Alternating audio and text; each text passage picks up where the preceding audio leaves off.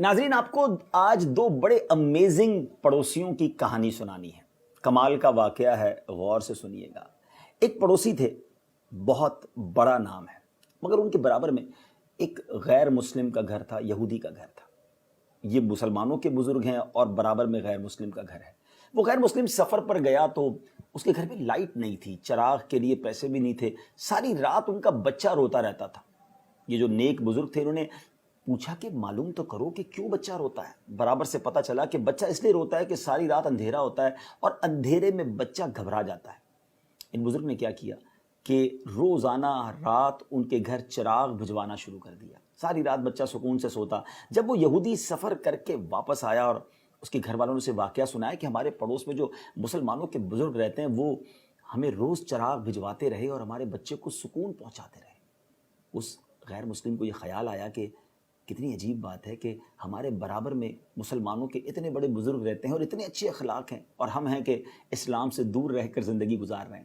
وہ یہودی کے خاندان والے اس مسلمان کے گھر آئے، دروازہ کھٹکھٹایا اور گویا اس طرح کہا کہ حضور، ہمارے گھر میں تو آپ کی طرف سے چراغ کی روشنی پہنچتی رہی، اب ہمارے دل میں جو کفر کا اندھیرا ہے اسے بھی دور کیجئے، کلمہ پڑھائیے اور ہمیں مسلمان کیجئے۔ ناظرین، آپ جاننا چاہیں گے وہ بزرگ کون تھے؟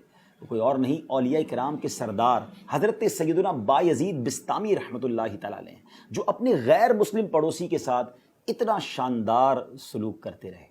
اسی طرح ایک اور بڑا عظیم نام حضرت سیدنا مالک بن دینار رضی اللہ تعالیٰ عنہ۔ آپ کے پڑوس میں ایک شخص تھا جو روزانہ ڈیلیبریٹلی، جانتے بوجھتے پرنالے کے ذریعے گندگی آپ کے گھر میں بھیجتا تھا، آپ کو یوں سمجھیے اریٹیٹ کرنے کے لیے، آپ کو تکلیف پہنچانے کے لیے۔ آپ کوئی جواب نہ دیتے تھے۔ کچھ دنوں کے بعد اس پڑوسی سے رہا نہیں گیا کہ یہ کمال کی بات ہے، میں روز گندگی بھیجتا ہوں، کوئی جھگڑا نہیں، کوئی ریٹیلیٹ نہیں، معاملہ کیا ہے؟ دروازہ کھٹکھٹایا، حضرت مالک بن دینار رحمۃ اللہ تعالیٰ نے دروازہ کھولا تو وہ کہتا ہے حضور، میں روز آپ کے گھر میں گندگی بھیجتا ہوں، آپ کو تکلیف نہیں ہوتی؟ تو آپ نے فرمایا تکلیف تو بہت ہوتی ہے، تو پھر کیا کرتے ہیں آپ؟ کہا میں پانی ڈالتا ہوں، گندگی تمہاری طرف سے جو آتی ہے اسے دھو دیتا ہوں۔ غصہ نہیں آتا؟ سوال کیا اس نے۔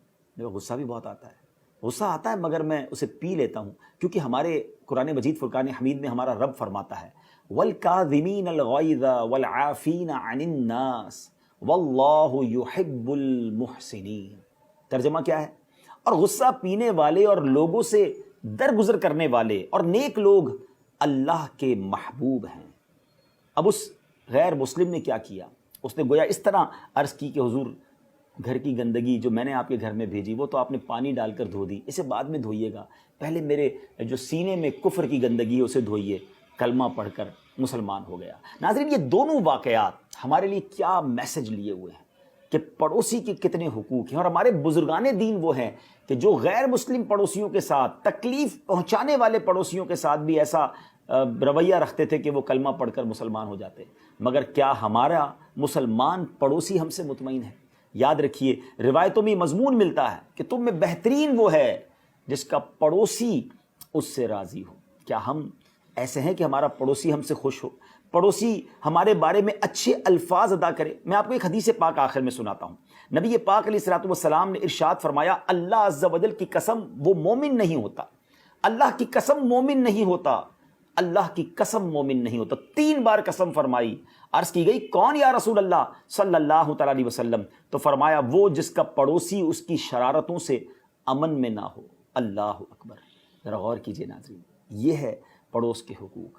اللہ کرے کہ ہم اپنے پڑوسیوں کے حقوق صحیح طریقے سے ادا کرنے میں کامیاب ہوں۔ نبی پاک علیہ الصلوۃ والسلام ایک بار صحابہ کرام کے ساتھ بیٹھے تھے، صحابہ کرام کو پڑوسیوں کے حقوق بیان کرنا شروع کیے۔ صحابہ کہتے ہیں اتنے حقوق بیان کیے کہ ہمیں یہ خیال ہونے لگا کہ نبی پاک شاید وراثت میں بھی پڑوسی کے حق بیان کر دیں گے۔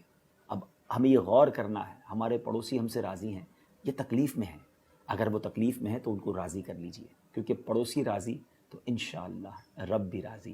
اللہ پاک ہمیں پڑوسیوں کے حقوق ادا کرنے والا بنائے۔